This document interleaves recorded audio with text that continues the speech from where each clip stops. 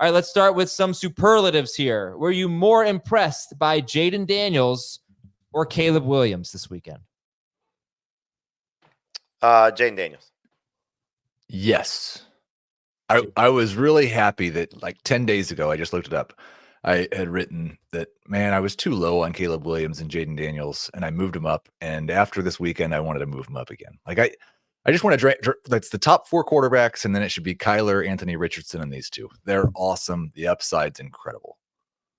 Oh, wow. Okay, wait. Top 4 quarterbacks, Kyler, Anthony Richardson. So you put Caleb Williams and Jayden Daniels ahead of Joe Burrow? I didn't do it. I'm a coward, but I said that's what I want to do. Okay. Yeah, so let's recap. So Daniels played against the second string Jets, played without his offensive tackles, but the Jets sat their defensive starters. He went 2 of 3, threw a very nice deep ball to De'Ami Brown. 45 yards. He also had a 3-yard touchdown run. Caleb Williams just has an absolute cannon. Boy, does he make some he already is making these great throws. He was 4 of 7, 95 yards, no touchdowns. He ran for 13 yards. All right. Any final thoughts on that, Jamie? No, I thought they both look great. I mean, it shows you the upside of what they can be. Like he said, it's I initially had Caleb Williams my first rankings following the draft at 12 and Daniels at 11, I believe. Daniels I've kept inside the top 12. Caleb I have at 13. I might make that switch and put him ahead of Purdy, depending on what happens with the 49ers situation right now. But I would have no problem with either guy as a starter. I'm with Heath. Like I have Daniels right now. So my rankings 5 through 9 are Richardson 5, Murray 6, Stroud 7, Burrow 8, Daniels 9. And man, do I want to put Daniels ahead of those guys. Well, look, it's hard to look at what CJ Stroud did on one drive and put Jayden Daniels ahead of him, right? I mean, no. I mean, look, it's clearly format matters. We talk a lot about 6 points for passing touchdowns versus 4 and 6. In 4 point for passing touchdowns, Daniels would be ahead of those guys just because it would not shock me if he runs for 1,000 yards this year. Okay. Were you more discouraged by Justin Fields or encouraged by Joe Burrow? Probably more encouraged by Joe Burrow. Encouraged for Russell Wilson? No, it's just the sacks and the fumbles with Fields. I think he's a backup quarterback unless Russ gets hurt anyway. Yeah. You would rather Russ start?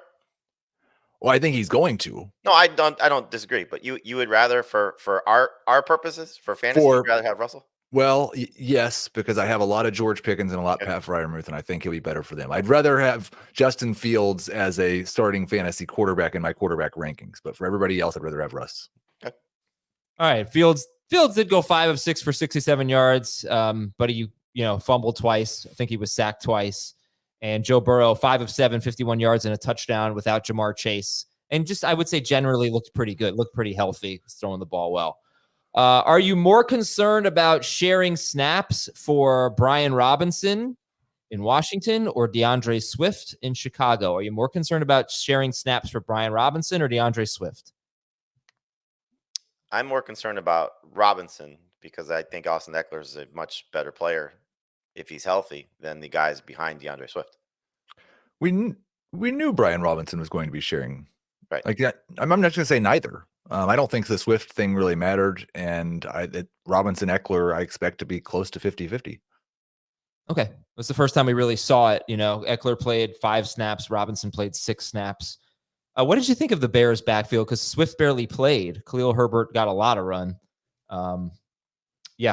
Swift, I think Swift's last play was a 42-yard catch and run on a little dump off, and then Herbert came in, had 3 straight carries. Roshan Johnson did not play. Jamie, are there any takeaways from this?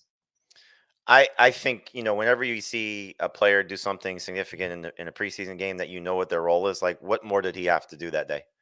So I really wasn't worried about Swift's usage too much. I think the fact that he's with the starters, that's what you expect. So Herbert was going to play, Roshan is going to play, so again, if we're comparing, if the topic is concerned and who you more concerned about, I'm more concerned about if you buy into either one of Robinson or Eckler that those two guys are going to share much more so than I think Swift will share. All right, because Herbert did play with the starters too. It's just hard to know. Like, if they're splitting even 60-40, I think that's a problem, especially if Herbert's a short yardage guy. Well, I can't imagine DeAndre Swift's gonna he's I don't think he's a 20 touch per game guy. No. So a 60-40, I think is a pretty good guess. Would you rather have DeAndre Swift or Tony Pollard? Pollard right now. All right, let's talk about that shortly. This one, last superlative. More annoying, the Titans backfield or when you've been waiting all day to watch a show with your spouse and he or she falls asleep 5 minutes into it? The latter. It's very annoying, right? Happens a lot at this house. Yeah. So you don't just keep watching it?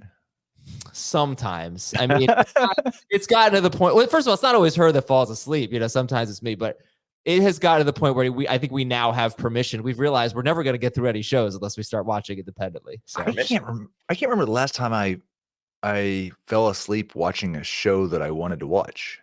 Oh, happens every night to me, basically. But yeah. You're TV off kind of guy when you sleep?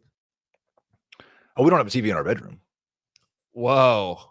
Wow. Stone Age. No, it's just no comment. I'm a big TV guy. All right. Listen, Tony Pollard and Tajay Spears. Are you guys viewing this as a big win for Pollard in this battle? Not a big win, but I thought he looked good. And he looked real good. Yeah. You go back to, again, we've said this quite a bit. Last year, he said he felt healthy around that Carolina game. And from that point on, he performed much better, coming back from the broken leg that he suffered in 2022.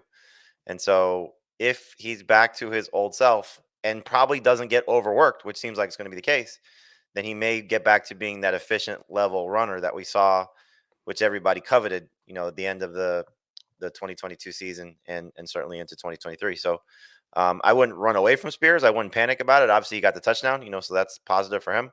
But the way Pollard ran, I thought looked like the better of the two. Yeah, pretty. But would you say the usage was pretty much even? Just in terms of they both played on third down. Spears got in. They both were in near the goal line. It didn't really look like there was one who was favored over the other, except Pollard did start.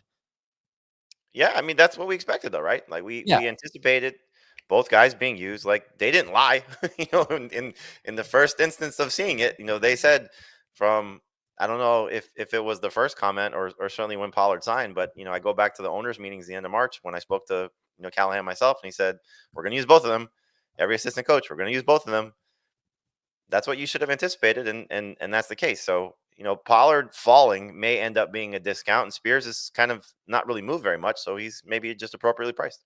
So I've got in my projections, and I didn't change it, but I've got 204 carries for Pollard, 160 for Spears, and 58 targets for each of them.